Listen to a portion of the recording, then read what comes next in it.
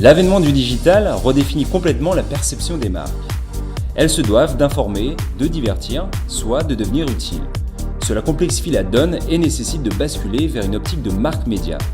Pour cela, de plus en plus de journalistes intègrent les rangs de ces marques. Red Bull fait office de précurseur, d'autres privilégient des plumes reconnues qu'elles sollicitent pour leur légitimité et leur savoir-faire. C'est le cas d'Ouzbek Erika, qui, vous allez le voir, ne fait pas qu'éditer son magazine. De plus en plus, les marques ont besoin d'avoir une intelligence et une bonne façon d'aller sur Internet. La bonne façon, c'est d'émettre du contenu basé sur des preuves, parce qu'une marque ne peut plus raconter n'importe quoi. Donc une fois qu'elle a repéré ses preuves, elle doit émettre ce contenu. Et la meilleure façon d'émettre ce contenu, c'est de passer par des gens qui ont l'habitude de le faire. Les journalistes ont l'habitude de le faire. Chez Ouzbek Erika, 100% des salariés, 100% des personnes qui émettent du contenu ont une carte de presse. Parce qu'il y a un savoir-faire rédactionnel, il y a un savoir-faire de penser un sujet, de transformer une idée en problématique et de raconter cette problématique. Et Ouzbek Erika fait cette saga du monde qui vient et de l'innovation. Ces approches, appelées Native Advertising ou Brand Content, concernent toutes les entreprises. EDF, par exemple, a été jusque solliciter la rédaction d'Ouzbek Erika pour éditer et rédiger le contenu de sa plateforme digitale EDF Pulse.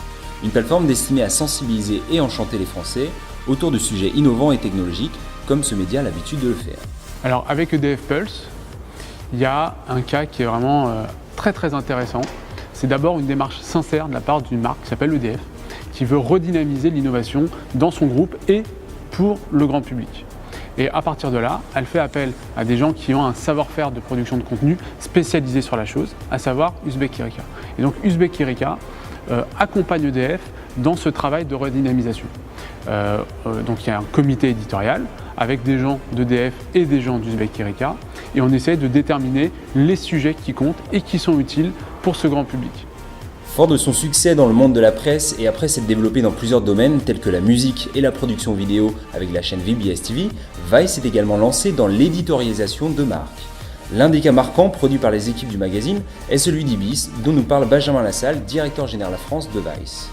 Donc Ibis avait un besoin de montrer la modernité de la marque et pour ça de faire une campagne digitale qui puisse plaire aussi à un public jeune. Pour ça, dans leur travail avec BETC, ils sont venus nous chercher pour produire un documentaire sur un explorateur qui traversait la jungle vénézuélienne et brésilienne pour aller caler un lit tout en haut de l'un des plus gros à pics du monde, le mont Roraima, qui est un mont dit hanté.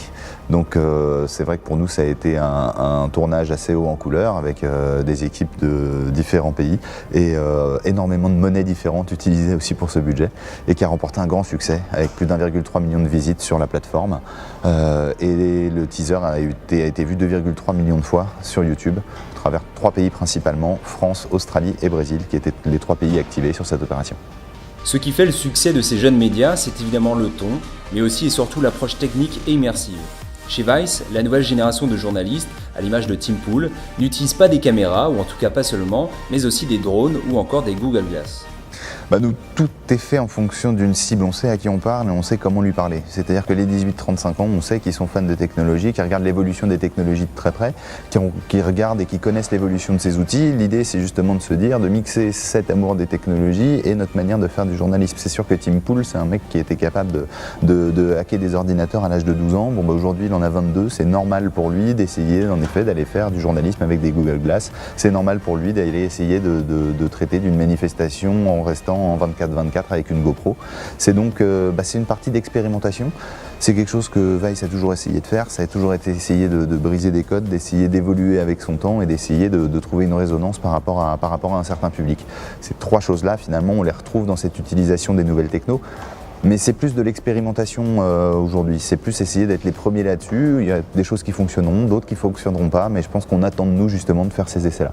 Vous l'aurez compris, l'avenir des médias ne réside plus dans les supports, mais bien dans la qualité du contenu et la manière de partager ces expériences. En parallèle, les marques prennent conscience de l'importance d'enchanter leurs audiences et se posent de plus en plus la question suivante: dois-je devenir mon propre média ?